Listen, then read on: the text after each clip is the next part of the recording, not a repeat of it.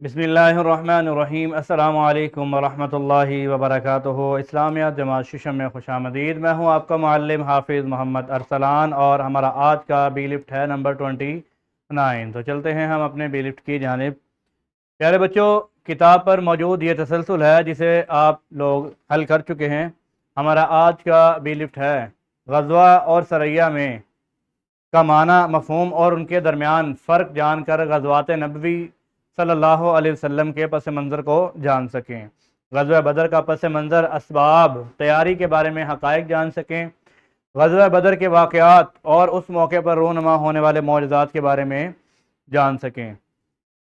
غزوہ بدر جسے یوم الفرقان بھی کہا جاتا ہے، یوم الفرقان سے مراد حق اور باطل کے درمیان فرق کرنے والا دن ہے۔ حق سے مراد مسلمان ہیں اور باطل سے مراد کفار مکہ ہیں، اور یہ پہلا معرکہ تھا جو کہ کفار اور مسلمانوں کے مابین واقع ہوا۔ اسلامی تاریخ کی دو اہم اصطلاحات، غزوہ اور سریہ۔ غزوہ اسے کہا جاتا ہے پیارے بچوں، وہ مہم ہوتی ہے جس میں نبی کریم صلی اللہ علیہ وسلم بنفس نفیس یعنی کہ خود شامل ہوئے ہوں، جبکہ سریہ اس مہم کو کہا جاتا ہے جس میں صحابہ کرام جو ہے وہ شرکت کرتے ہیں، یعنی کہ آپ علیہ السلام اس میں موجود نہیں ہوتے، لیکن آپ علیہ السلام نے ہی صحابہ کرام کی کچھ جماعت جو ہوتی ہے اس کو بھیجا ہوتا ہے، اور اس کا مقصد کیا ہوتا ہے کہ دشمن پر نظر رکھنا اور سرحدوں پر گشت کرنا، یعنی کہ جس طرح ہمارے ہاں بھی بارڈر پر فوجی جو ہے وہ تعینات ہوتے ہیں، تو وہ ایک حساب کا کہہ لیں کہ وہ سریہ یا جنگ کی صورت بن سکتی ہے۔ جنگ کی نوبت کیوں آئی؟ غزوہ بدر کے اسباب۔ پیارے بچوں، نبی کریم صلی اللہ علیہ وسلم جب ہجرت فرما کر مدینہ منورہ گئے تو مدینہ منورہ جانے کے بعد جو کفار مکہ تھے وہ چین سے نہیں بیٹھے۔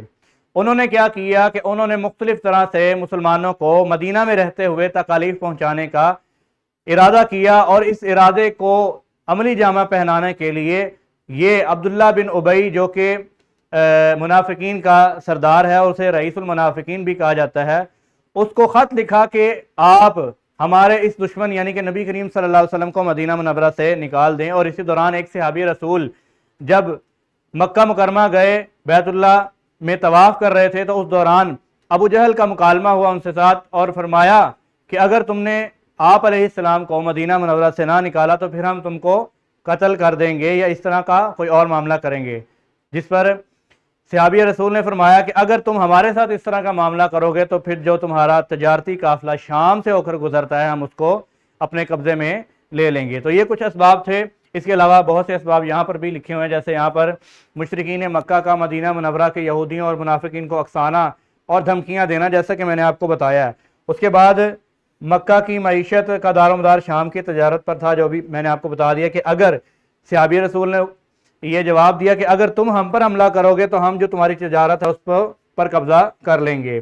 اس طرح مسلمانوں کی طاقت بڑھنے سے مشرکین مکہ کو اپنے تجارتی راستے اور منافع کے بند ہونے کا خدشہ محسوس ہوا، جس کے سبب یہ جنگ ہوئی۔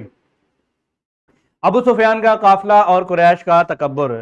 ابو سفیان جب اپنے قافلے کو لے کر شام گئے اور واپسی پر انہیں یہ خبر سننے کو ملی کہ مسلمان جو ہے وہ ایک لشکر تیار کر رہے ہیں جو کہ ان کے قافلے پر حملہ آور ہوگا، تو ابو سفیان نے کیا کیا؟ خبر دی کس کو؟ ابو جہل کو۔ پھر ابو جہل نے ایک لشکر تیار کیا جو کہ مسلمانوں کے مد مقابل لا کر کھڑا کر دیا، اور اس میں 1000 جنگجو کا بھاری جو ہے وہ لشکر تیار تھا جو کہ ابو جہل کی قیادت میں وہاں پر موجود تھا۔ میدان بدر میں حق اور باطل کا سامنا۔ پیارے بچوں، غزوہ بدر 13 رمضان المبارک 2 ہجری میں یہ واقعہ پیش آیا، اور اس واقعے میں مسلمانوں کی تعداد 313 اور سامان انتہائی کم تھا، لیکن ان کا ایمان اور اللہ تعالیٰ پر کامل بھروسہ تھا۔ دوسری طرف مشرکین مکہ جو تعداد میں بہت زیادہ تھے، یعنی کہ 1000 ان کی تعداد، اور ہر طرح کا سامان اور جنگی ہتھیار تھے، لیکن ان کے پاس طاقت کس چیز کی تھی؟ غرور اور تکبر کی۔ تو اللہ تعالیٰ نے اس دن کو یوم الفرقان بھی قرار دیا، یعنی کہ فیصلے کا دن، کیونکہ اس دن 313 مسلمانوں نے 1000 کے لشکر کو شکست سے فات کی۔ یوم الفرقان اور بارگاہ الہی میں التجا۔ قرآن مجید میں اس دن کو یوم الفرقان کہا گیا ہے۔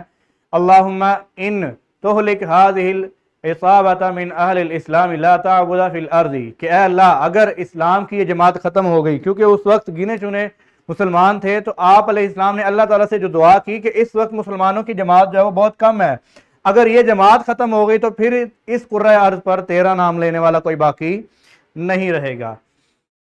اللہ تعالیٰ کی غیبی مدد آئی کہ اللہ تعالیٰ نے سب سے پہلے فرشتوں کا نزول فرمایا جن کے ذریعے مسلمانوں کی مدد کی گئی، اس کے بعد مشرکین کے دلوں میں مسلمانوں کا رعب، دبدبہ اور ہیبت بٹھائی، اور جنگ سے ایک رات قبل اللہ تعالیٰ نے مسلمانوں پر اطمینان اور سکون کی نیند نازل فرمائی تاکہ وہ تازہ دم ہو جائیں۔ تو یہ اللہ تعالیٰ کی طرف سے ایک غیبی مدد تھی۔ لکڑی کی چھڑی یا مضبوط تلوار، ایک عظیم معجزہ۔ دوران جنگ حضرت عکاشہ بن محصن کی تلوار لڑتے لڑتے ٹوٹ گئی تو آپ علیہ السلام نے انہیں ایک لکڑی کی چھڑی دی کہ وہ اس کے ساتھ دشمن کا مقابلہ کریں، اور جب وہ چھڑی اپنے ہاتھ میں لی تو اللہ تعالیٰ کے حکم سے وہ ایک مضبوط تلوار بن گئی، یعنی کہ یہ اللہ تعالیٰ کی طرف سے ایک عظیم معجزہ تھا، اور آپ علیہ السلام، آپ رضی اللہ تعالیٰ عنہ نے اس تلوار کا نام العون یعنی مددگار رکھا۔ تاریخ کا سب سے بڑا سبق۔